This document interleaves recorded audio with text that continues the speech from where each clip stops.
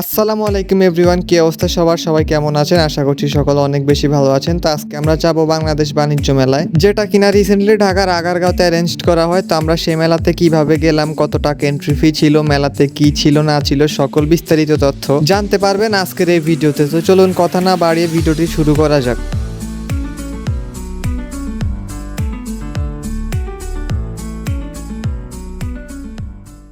তো মেলায় পৌঁছানোর জন্য প্রথমেই একটা রিক্সা নিয়ে চলে গেলাম সোজা মতিঝিল মেট্রো স্টেশনে। মেট্রো স্টেশনে যাওয়ার পর সেখান থেকে কেটে নিলাম টিকিট এবং ট্রেনের জন্য অপেক্ষা করতে লাগলাম। ট্রেন আসার পর তাড়াতাড়ি করে ট্রেনের মধ্যে উঠে পড়লাম, কারণ দেরিতে উঠলে আবার সিট পাওয়া যায় না। তো যাই হোক, ট্রেনে ওঠার পর অপেক্ষা করতে লাগলাম এবং কিছুক্ষণের মধ্যে ট্রেন ছেড়ে দিল। তারপর সেখান থেকে এসে সোজা নেমে পড়লাম বিজয় সরণি স্টেশনে। বিজয় সরণি পৌঁছানোর পর এখান থেকে সিঁড়ি দিয়ে নিচে নেমে তারপর থেকেই মেট্রো স্টেশনের এই সাইড দিয়ে আপনারা যদি হাঁটতে থাকেন তাহলেই পৌঁছে যাবেন কিন্তু সে আগারগাঁওর বাণিজ্য মেলাতে। বাণিজ্য মেলাটি ছিল ঠিক জিয়া উদ্যানের পাশে এবং এটি ছিল 12 দিন ব্যাপী। এখানে আমরা আসি যেদিন সেদিন শুক্রবার ছিল, অসংখ্য মানুষ ছিল যেমনটা আপনারা দেখতে পাচ্ছেন। এটা ছিল মেলার বাইরের অংশ। বাইরের সাইডে বাচ্চাদের বেশ কিছু টুকটাক রাইড সহ অনেকগুলো অ্যাক্টিভিটিস ছিল এবং ভিতরের সাইডে ছিল সবগুলো। এখানে আপনারা দেখতে পাচ্ছেন বাইরে মেলার বিভিন্ন ধরনের পোস্টার বা ব্যানার টাঙানো, অনেক মানুষজন ছিল। এখানে আমরা কিছুক্ষণ হাঁটাহাঁটি করলাম আউটডোরে। আর এটা ছিল মেলার ইনডোর এরিয়া। আপনারা দেখতেই পাচ্ছেন এখানে ঢুকতে হলে কিন্তু আপনাদেরকে অবশ্যই 20 টাকা করে টিকিট কাটতে হবে। তাই আমরা সবাই মিলে টিকিট কেটে নিলাম এবং যেতে লাগলাম মেলার ইনডোর অংশে। ভিতরে ঢোকার সময় দেখলাম যে প্রচন্ড মানুষ, এখানে অনেক ফ্যামিলি মেম্বাররা ছিল, প্রচন্ড মানুষজন ছিল। দেখে বুঝতে পারতেছিলাম যে শুক্রবারে এসে আবারও ফেসে গেলাম। যাই হোক, তো আমরা অনেক কষ্টে ধাক্কাধাক্কি করে কিন্তু ভিতরের সাইডে চলে আসলাম। অ্যান্ড ভিতরে ঢোকার পরে আমরা যে হিউজ পরিমাণ ক্রাউড দেখলাম, এইটা মানে জাস্ট আমাদের একদম পরিকল্পনার বাইরে ছিল। আমরা চিন্তাও করি নাই যে এত বেশি মানুষ হবে ভিতরে। আসলে শুক্রবার দিন সকলেই ছুটি পায়, যে কারণে সবাই আসলে ঘুরতে আসে একটু বেশি। আমি ভাবলাম যে সবগুলো স্টলে একটু হেঁটে হেঁটে সুন্দর করে ভিডিও করে আপনাদেরকে দেখাবো, কিন্তু অতিরিক্ত মানুষের কারণে কিন্তু সেটা আমার জন্য খুবই কষ্টকর হয়ে যায়। তো যাই হোক, তারপরেও দেখাচ্ছি।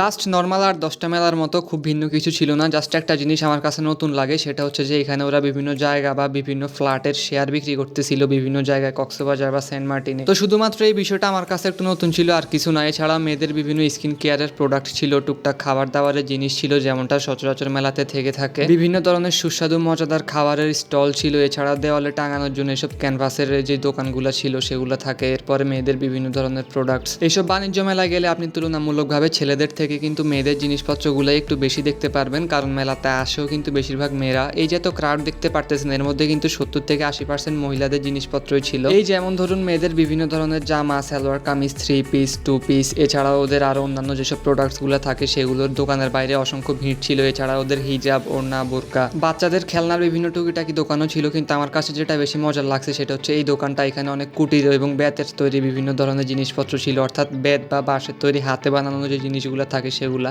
এছাড়াও ছিল ছেলে এবং মেয়েদের বিভিন্ন ধরনের জুতার দোকান, আর এর বাইরেও ছিল বিভিন্ন ঘরের ক্রোকারাইজ আইটেম। মেলাতে তো অবশ্যই আইটেমটা থাকবেই। একটা ভিনদেশি কাপলকে দেখলাম যারা বিভিন্ন ধরনের আপনার মনে করেন না যে সানগ্লাস, আরও ছেলেদের মেয়েদের গলার, হাতের, বুকের বিভিন্ন টুকটাক ব্রেসলেট, এইসব জিনিস বিক্রি করতেছিল।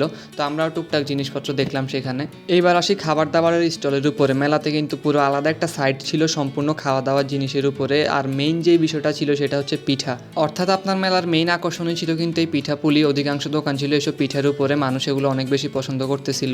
এছাড়া সালাদের দোকান ছিল, যেখানে ওই যে গ্রাম হিসেবে সালাদ বিক্রি করা হয়, যেগুলো আমরা বিভিন্ন বড় বড় মার্কেটে গেলে দেখি। এছাড়াও টেস্টি ট্রিটের একটা ব্রাঞ্চ ছিল বিভিন্ন ধরনের মিষ্টি আইটেম এবং এছাড়া অনেক ভাজা পোড়া খাবার দাবার। এবং খাবারের সাইডগুলোতে কিন্তু অতিরিক্ত ভিড় ছিল, আপনারা যেমনটা দেখতে পাচ্ছেন। মানুষজন প্রচণ্ড পছন্দ করতেছিল এই খাবারগুলা।